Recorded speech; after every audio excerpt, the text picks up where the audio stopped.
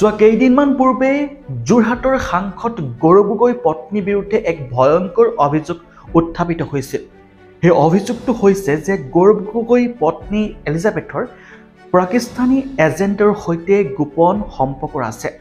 আৰু তাৰ পাছতে সেই অভিযোগ মৰ্মে অসমৰ মুখ্যমন্ত্ৰী তথা অসম চৰকাৰে SIT গঠন কৰিছিল। আৰু সেই SITয়ে দিল্লীত বাখৰ পাতি বিভিন্ন ধৰণৰ ব্যক্তিৰ সৈতে তদন্তৰ আৰম্ভ কৰিছে। আৰু সেই তদন্ততে আহিছে পোহৰলৈ ন তথ্য, যি তথ্যৰ পোহৰলৈ অহাৰ পাছতে অসমৰ সংবাদ মাধ্যমে বাতৰি শিৰোনাম হিচাপে দখল কৰিছে। অসমৰ সংবাদ মাধ্যমে বাতৰি প্ৰকাশ কৰাৰ পাছতে এতিয়া সামাজিক মাধ্যমত তোলপাৰ সৃষ্টি হৈছে। বহু লোকে এতিয়া সামাজিক মাধ্যমত লিখিছে যে গৌৰৱ গগৈ গাদ্দাৰ, the villain of Gaurav Gogoi. কিন্তু কিয় গৌৰৱ গগৈ গাদ্দাৰ বুলি কৈছে বহু লোকে? গৌৰৱ গগৈৰ বিৰুদ্ধে বা গৌৰৱ গগৈৰ পত্নীৰ বিৰুদ্ধে কিয় এই অভিযোগ উত্থাপিত হৈছে? কিমানটো সত্য গৌৰৱ গগৈৰ পত্নীৰ বিৰুদ্ধে উঠা এই অভিযোগ আজি সম্পূৰ্ণ আপোনালোকক এই ভিডিঅ'ৰ জৰিয়তে ক'বলৈ ওলাইছোঁ। যিহেতু অসম চৰকাৰে SIT গঠন কৰি দিছে আৰু SITয়ে দিল্লীত বাখৰ পাতি বিভিন্ন ধৰণৰ ব্যক্তিক জেৰা আৰম্ভ কৰিছে। জৱাহৰলাল নেহৰু ইউনিভাৰ্চিটিৰ প্ৰাক্তন অধ্যাপকৰ যি অধ্যাপক আছিল তেখেতকো ইতিমধ্যে জেৰা আৰম্ভ কৰি দিছে। আৰু সেই তথ্যতে ওলাইছে যে পাকিস্তানী এজেণ্ট নৌকা শ্বেখ আলী নামৰ এজন ব্যক্তি, সেই ব্যক্তিজনে ভাৰতলৈ কেইবাবাৰো আহিছে। আৰু সেই ভাৰতলৈ গৌৰৱ গগৈৰ পত্নী এলিজাবেথৰ এটা সংস্থাই সেই পাকিস্তানী এজেণ্টজনক নিমন্ত্ৰণ জনাইছে।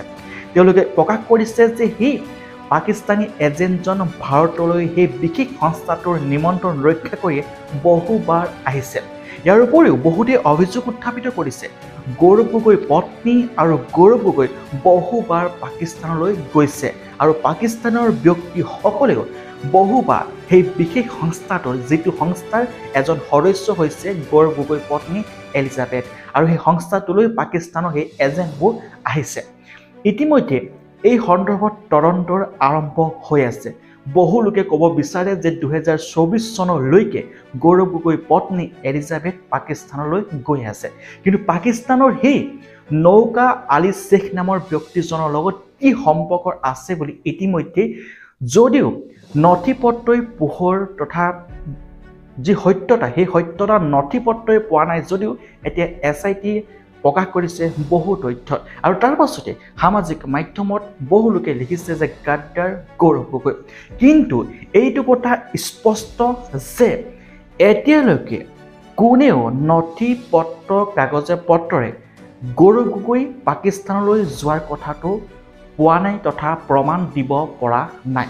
গতিকে যদিহে গৌৰৱ গগৈৰ পত্নী পাকিস্তানৰ এজেণ্টৰ সৈতে সম্পৰ্ক আছে, গোপন সম্পৰ্ক আছে, তেনেহ'লে ভাৰতৰ বাবে ই এক বিপদৰ আশংকাৰ হ'ব বুলি বহু লোকে এতিয়া সামাজিক মাধ্যমত মত প্ৰকাশ কৰিছে। বহু লোকে ক'ব বিচাৰে যে অসম চৰকাৰ তথা ভাৰত চৰকাৰে এই সন্দৰ্ভত গুৰুত্ব সহকাৰে তদন্ত কৰক, নহ'লে ভাৰতৰ বিপদ নিশ্চিত বুলি এতিয়া বহু লোকে ক'ব বিচাৰে। কিন্তু আন একাংশ লোকে আকৌ ক'ব বিচাৰে কোনোবা এজন ব্যক্তি এখন দেশলৈ ভ্ৰমণ কৰিব গ'ল বুলি সেইজন ব্যক্তি দেশৰ বাবে কেতিয়াও গাদ্দাৰ হ'ব নোৱাৰে।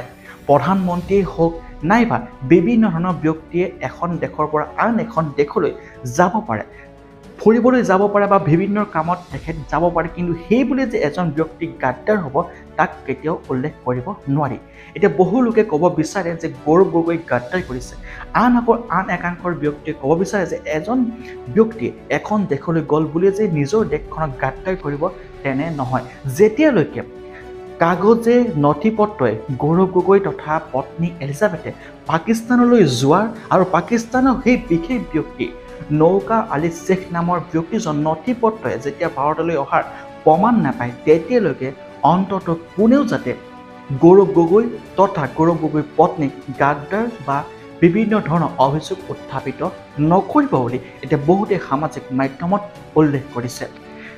যিয়ে নহওক, যদিহে এলিজাবেথে পাকিস্তানৰ এজেণ্টৰ লগত গোপন সম্পৰ্ক আছে, তেনেহ'লে ভাৰত চৰকাৰৰ যি প্ৰতিৰক্ষা মন্ত্ৰী বা প্ৰতিৰক্ষা যি ডিপাৰ্টমেণ্ট আছে, বৈদেশিক প্ৰতিৰক্ষা ডিপাৰ্টমেণ্ট সেই ডিপাৰ্টমেণ্টে কি কৰি আছিল বুলিও এতিয়া বহু লোকে প্ৰশ্ন উত্থাপিত কৰিছে কিন্তু আপোনালোকৰ বহুমূলীয়া মতামতসমূহ দিবলৈ নাপাহৰিব আৰু যিসকলে বিনা কাৰণতে বা বিনা প্ৰমাণ পত্ৰ নোপোৱাকৈ এজন ব্যক্তিক গাদ্দাৰ বুলি অভিযোগ উত্থাপিত কৰিছে তেওঁলোকেও দুদিনমান ৰখক তদন্তৰ শেষ হওক আৰু কাগজে পত্ৰৰে প্ৰমাণ পোৱাৰ পাছতে আপোনালোকে অভিযোগ উত্থাপিত কৰিব আৰু বহু লোকে লিখিছে যে এই সন্দৰ্ভত গুৰুত্ব সহকাৰে চৰকাৰে তদন্তৰ কৰা উচিত নহ'লে কিন্তু সকলোৱে বিপদ হোৱাটো নিশ্চিত আৰু বহুতে লিখিছে যে এনেকৈয়ে কাৰোবাক প্ৰমাণ পত্ৰ নোপোৱাকৈ এনেদৰে অভিযোগ উত্থাপিত কৰাটো এক প্ৰকাৰৰ অপৰাধ কিন্তু আপোনালোকে এই ঘটনাৰ সন্দৰ্ভত কি ক'ব যিমান পাৰে সিমান কমেণ্ট কৰিব আৰু যিমান পাৰে সিমান এই ভিডিঅ'টো শ্বেয়াৰ কৰক যাতে সকলোৱে নিজৰ নিজৰ মতামতসমূহ দিবলৈ নাপাহৰে ধন্যবাদ জয় অসম